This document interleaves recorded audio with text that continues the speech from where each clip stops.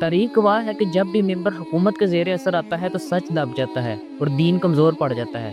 ممبر کو ہمیشہ آزاد رہنا چاہیے تاکہ وہ ظالم کے خلاف آواز اٹھا سکے۔ آج عرب دنیا میں ممبر آزاد نہیں رہا۔ سعودی عرب، امارات، مصر، قطر، کویت، ان ممالک میں آپ چلے جائیں تو ادھر امام مسجد وہی بولتے ہیں جو حکومت ان کو کہتی ہے۔ اگر وہ حکومت کے خلاف بولنے والے ہیں تو وہ جیلوں کے اندر ہیں، جو حکومت کے حق میں بولنے والے ہیں وہ مسجدوں کے اندر ہیں۔ بسم اللہ الرحمن الرحیم۔ آج کی میری گفتگو کا جو موضوع ہے وہ بہت حساس ہے، اور میں کوشش کروں گا کہ میں بہت پھونک پھونک کے قدم رکھوں تاکہ کسی کی دل آزاری نہ ہو۔ آج سے پہلے حضرت مفتی طارق مسعود صاحب جب بھی کوئی بات کرتے تھے یا ان کی انجینئر محمد علی مرزا کے ساتھ وہ ان بن چلتی رہتی تھی، تو ہمیشہ ایسا وقت رہا ہے کہ میں نے جب بھی کوئی ویڈیو بنائی ہے یا کوئی پوسٹ کیا، کچھ بھی کیا، تو ان کے حق میں کیا، کیونکہ وہ حق پر تھے۔ اور جب ان پر بھی مشکل وقت آیا تھا تو تب بھی میں نے کوئی بات کی ہے تو ان کے حق میں کی ہے، کیونکہ وہ حق پر تھے۔ لیکن وہ بڑے ہیں، لیکن پھر بھی اگر میں اس معاملے میں ان کے ساتھ تھا، تو جب مجھے لگتا ہے کہ وہ اس معاملے میں غلط ہے تو پھر میرا حق بنتا ہے کہ میں اپنی بات بیان کر سکوں۔ ان کے مخالف نہیں، لیکن کم از کم اپنی بات تو بیان کر سکتا ہوں نا، میں اتنا حق تو رکھتا ہوں۔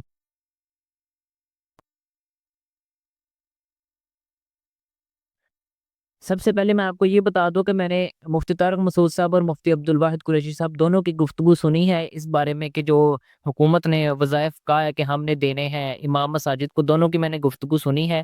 لیکن میں اس حوالے سے بات نہیں کروں گا، دونوں کی اپنی اپنی راہ ہیں، لیکن میری اپنی بھی کوئی رائے ہے۔ میں خود بھی مطالعہ کرتا ہوں، تو اس لیے میں چاہتا ہوں کہ میں بھی اپنا نظریہ، اپنی بات آپ کے سامنے رکھ سکوں۔ حکومت نے یہ اعلان کیا ہے کہ امام مساجد کو گورنمنٹ کی طرف سے تنخواہ دی جائے گی۔ یہ بظاہر بہت اچھا ایک وہ نیریٹو ہے کہ ایسا ہونا چاہیے کہ امام مساجد کو پیسے ملنے چاہیے تاکہ وہ اچھی زندگی گزار سکیں۔ مگر میرے کچھ سوالات ہیں اس پر۔ کیا امام مساجد جو ہیں وہ جب وہ تنخواہ لیں گے تو پھر وہ آزادانہ طریقے سے اپنی بات کر سکیں گے؟ پھر وہ آزادانہ خیالات بیان کر سکیں گے؟ امام مساجد صرف نماز نہیں پڑھاتے، وہ ایک معاشرے کے اصلاح، ایک معاشرے کے رہبر کے طور پر ہوتے ہیں۔ اگر وہ سرکاری ملازم بن جائیں تو کیا وہ وہی کردار ادا کر سکیں گے اصلاح کا جو وہ سرکاری ملازم بننے سے پہلے کرتے ہیں؟ کیا ایسا نہیں کہ جب روزی روٹی دینے والی حکومت ہوگی تو پھر حق بات کہنی مشکل ہو جائے گی؟ جیسا کہ مثال کے طور پر حضرت مولانا طاہر شرفی صاحب ہیں کہ جب سے وہ حکومت کے ساتھ بیٹھے ہیں تو ان کی کوئی ایک بات ایسی نہیں ہوتی کہ جو حکومت کی غلط پالیسیوں کے خلاف بھی ہو، وہ ہمیشہ ان کی غلط پالیسیوں کا بھی دفاع کرتے ہیں۔ تو کیا ایسا ممکن نہیں کہ جب ایک امام مسجد سے حکومت سے تنخواہ لینے لگے گا تو وہ پھر حق کہتے ہوئے ہچکچائے گا یا بول ہی نہیں پائے گا؟ کیونکہ جو تنخواہ دیتا ہے وہ پابندیاں بھی لگا سکتا ہے۔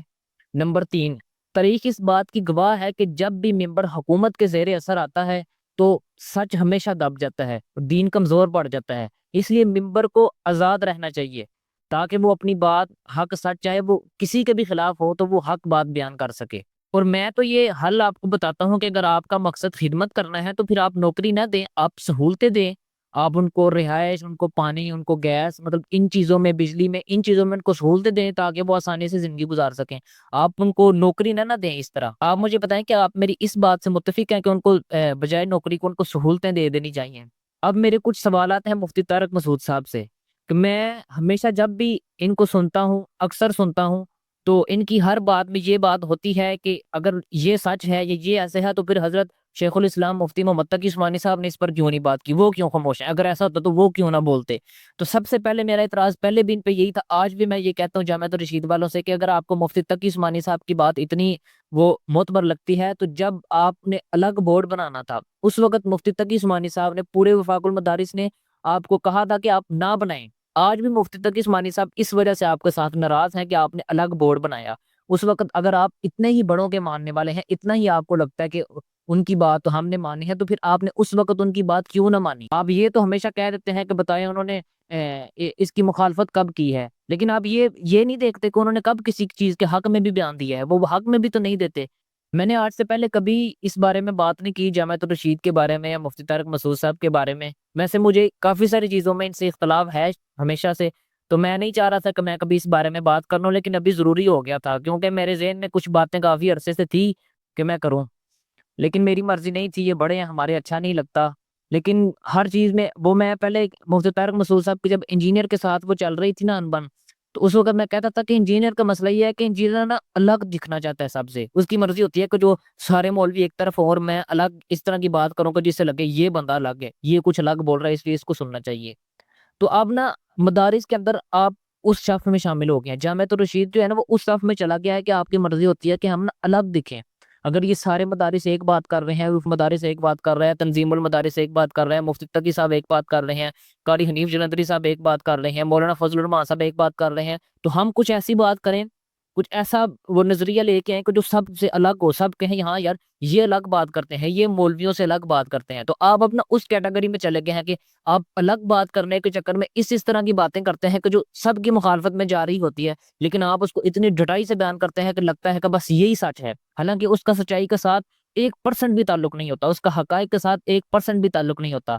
क्या आपको पता नहीं है कि इससे पहले आप सऊदी अरब में जाकर उठाकर देख लें, मिस्र में उठाकर देख लें, जितने अरब ममालिक है उठाकर देख लें, उनमें जो इमाम भी जो है वो हुकूमत की गलत पॉलिसियों की मुखालफत करता है, वो जेल के अंदर है। क्यों? गलत को गलत नहीं कह सकता इमाम। वो इसी वजह से जेल के अंदर है क्योंकि उनको तनख्वाह गवर्नमेंट देती है। तो अगर आप भी इधर वही वाला निज़ाम चाहते हैं कि आए कि गवर्नमेंट जो है वो हक बोलने पर पाबंदी लगा दे। आप तो वैसे ही बोल ही नहीं सकते, हक आपकी ज़ुबानों पे आता ही नहीं है। लेकिन जिनकी ज़ुबानों पे हक आता है, तो आप चाहते हैं कि वो भी बोलना बंद कर दें। आप जाएँ ना, उठाकर मोबाइल उठाकर देखें कि सऊदी अरब के कितने इमाम ऐसे हैं कि जो इस वजह से जेलों के अंदर गए हैं कि उन्होंने गलत पॉलिसियों की पर तनकीद की है। इसी तरह आप जामिअतुल अज़हर उठाकर देख लें कि कुछ अरसा पहले तक वो अपनी मर्ज़ी का फ़तवा देते थे, लेकिन उसको भी हुकूमत ने अपने अंडर लिया। अब जामिअतुल अज़हर वाले अपनी मर्ज़ी का फ़तवा नहीं दे सकते जब तक गवर्नमेंट का उस पे वो स्टैम्प ना लग गवर्नमेंट अपनी मर्ज़ी के फ़तवे दिलवाती है। तो आप पाकिस्तान में भी यही चाहते हैं कि कोई भी इंसान जो है वो गवर्नमेंट की गलत पॉलिसियों के जो अच्छी पॉलिसी है उसकी तारीफ़ तो हर किसी को करनी चाहिए, वो तो कोई भी नहीं कहता ना हो। लेकिन जो बुरी है, जो नहीं होना चाहिए, तो उस पे बात करना, उसके खिलाफ बोलना, ये एक इमाम मस्जिद का हक है क्योंकि वो इस्लाह करने का हक रखते हैं। उसी ने ही तो बताना है लोगों को अपने सामने बैठने वालों को कि ये जो पॉलिसी है, ये इस्लाम के खिलाफ है, ये पॉलिसी इस्लाम के हक में है, इसके पीछे हमने चलना है, इसके पीछे हमने नहीं चलना, इस बात को हमने मानना है, इस बात को नहीं मानना। तो ये एक इमाम तय करेगा ना, एक मस्जिद के इमाम। तो जब उसको लिख के दे दिया जाएगा कि तुमने इस पर बात ही नहीं करनी, तो फिर वो बात क्या करेगा? फिर वो मस्जिद में लेने क्या आता है? क्या इमाम मस्जिद का सिर्फ़ एक ही मकसद है आके नमाज़ पढ़ाए और वापस चला जाए? नहीं, ये मकसद तो नहीं है। उसका मकसद तो इस्लाह करना है, गलत से रोकना है। अगर मेरी बात बुरी लगी हो किसी को तो मैं माज़रत ख़्वाह हूँ। बाकी आप बताएँ क्या आप मेरी राय से इत्तेफ़ाक करते हैं या आपको भी लगता है कि जो हुकूमत जो वज़ाइफ दे रही है वो ठीक है, देने चाहिए? आपकी राय का इंतज़ार रहेगा। जज़ाकल्लाह।